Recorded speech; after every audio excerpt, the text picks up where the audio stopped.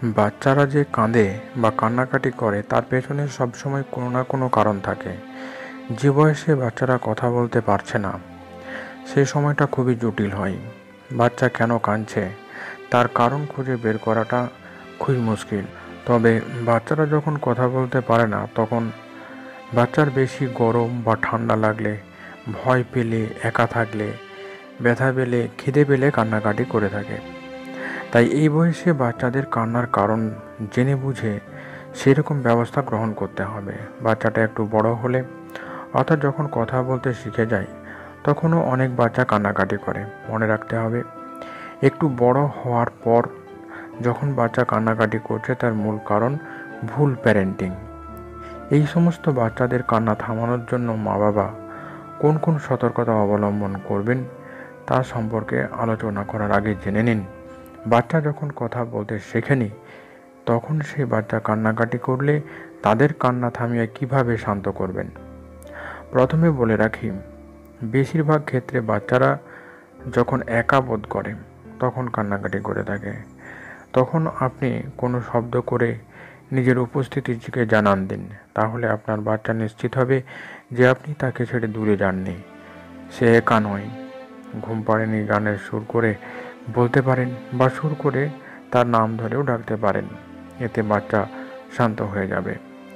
দ্বিতীয় যেটা করবেন সেটা হলো বাচ্চার গায়ে আলতো করে চাপড় দিয়ে তাকে আশ্বস্ত করুন, ওকে জড়িয়ে ধরুন, আদর করুন। দেখবেন বাচ্চা অল্প সময়ের মধ্যেই শান্ত হবে। বাচ্চা মায়ের একাত্মতায় মশগুল হয়ে যায়। তৃতীয় বিষয়টি হলো বাচ্চা কাঁদলে আপনি ওকে দোলনায় দোল খাওয়ান, এতে বাচ্চা খুব আনন্দ লাভ করে। কারণ শিশু মায়ের গর্ভে থাকাকালীন যথেষ্ট রাইড পেয়ে থাকে, ফলে জন্মের পর বাচ্চার কাছে দোলনা খুব আরামপ্রিয় হয়ে থাকে। চতুর্থ বিষয়টি যেটা আপনি করতে পারেন সেটা হলো বাচ্চাকে সারা শরীরে মালিশ করুন। বাচ্চারা মালিশ খুবই পছন্দ করে। মালিশের সময় তেল ব্যবহার করে বাচ্চার স্বাস্থ্যের জন্য উপকারী হয়ে থাকে।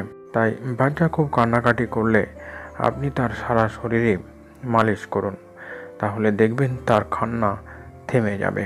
পঞ্চম বিষয়টি হলো বাচ্চারা যদি বেশি কিছু সময় ধরে শুয়ে থাকে তাহলে বাচ্চারা নরম কাপড় দিয়ে জড়িয়ে কোলে তুলুন। ডাইপার নোংরা হয়ে থাকলে সেটাকে পরিষ্কার করে দিন এবং নরম বিছানায় শুতে দিন। বাচ্চার কান্না বন্ধ করে দেবে। ষষ্ঠ বিষয়টি হলো বাচ্চাকে কান্না থামানোর জন্য গল্প বলা শুরু করতে পারেন। দেখবেন বাচ্চার মনোযোগ দিয়ে গল্পের দিকে শুনছে এবং কান্না বন্ধ করেছে। সপ্তম বিষয়টি হলো অনেক সময় বাচ্চা যে পজিশনে শুয়ে থাকে সেই পজিশনে যদি সে বাচ্চা কাউকে দেখতে না পায় তার জন্য সে কান্নাকাটি করে থাকে। এক্ষেত্রে বাচ্চার শোয়ার দিক পরিবর্তন করলে সে কান্না থামাতে পারে। অষ্টম বিষয়টি হলো আপনি হোয়াইট নয়েজ শুনিয়ে বাচ্চার কান্না থামাতে পারেন। হোয়াইট নয়েজ হলো এমন এক অডিও ভয়েস যা হালকা শব্দে চালান, যেখানে জল পড়ার বা সিটির শব্দ হতে পারে বা কোনো বাদ্যযন্ত্রের সুর হতে পারে।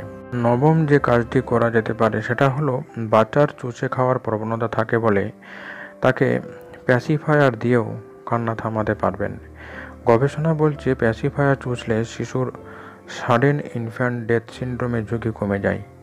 সবশেষে যে বিষয়টা না বললেই নয় সেটা হলো বাচ্চাকে শান্ত করতে হলে সবার আগে নিজেকে শান্ত রাখতে হবে। আপনি যদি রাগান্বিত থাকেন তাহলে কোনো উপায়ই কাজ করবে না।